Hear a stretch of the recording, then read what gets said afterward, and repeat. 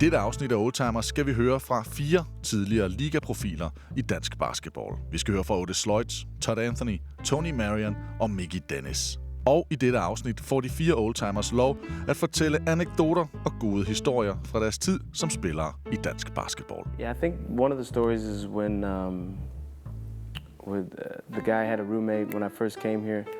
When somebody told him about the hot dogs, you know, he told him, he got here, he's like, yeah, you know, I don't really eat pork like that, you know, I don't really believe in it. But I was like, oh, cool, man. And then, you know, he's like, yeah, I heard the Pilsavons, you know, that they only serve lamb hot dogs. I was like, oh, yeah, I have no idea what they are, you know.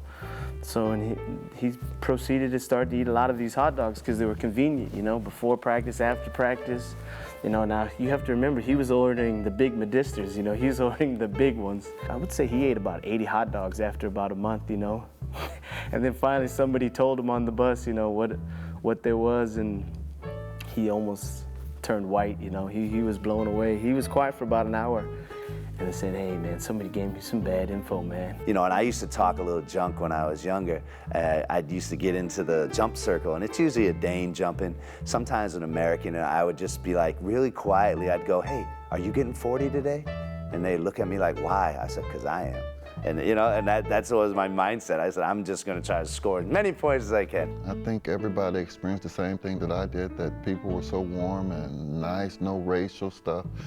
And I mean, of course, you guys have words that sound a little race, but like nigger. When I first came here and someone told me you're a slut nigger, and I was like, what?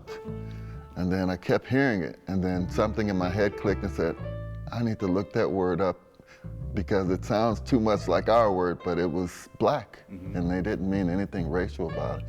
So I told the people that came, don't take it like it sounds. They don't mean it in that way. So. You remember the Great Danes?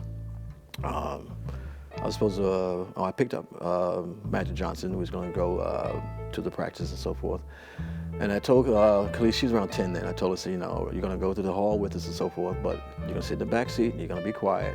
And you're not going to say anything to him.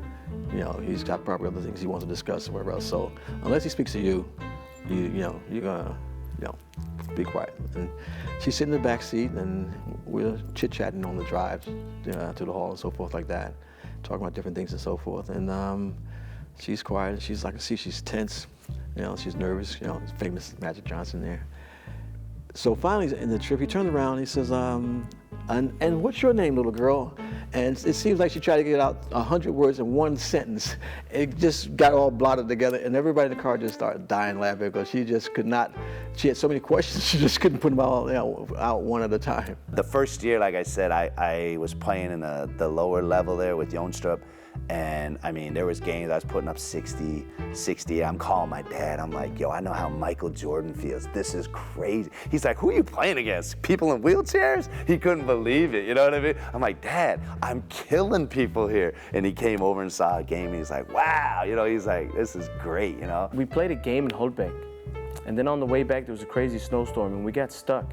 And I didn't really know Dean that well, so Dean was in there, and I just started thinking, this guy is crazy. We're saying all kinds of stuff. Dean, who's going first, you know, and have these two big guys, you know, with the Dean, Mickey, you guys, you know. And I thought, okay, we can't literally sleep here in the car.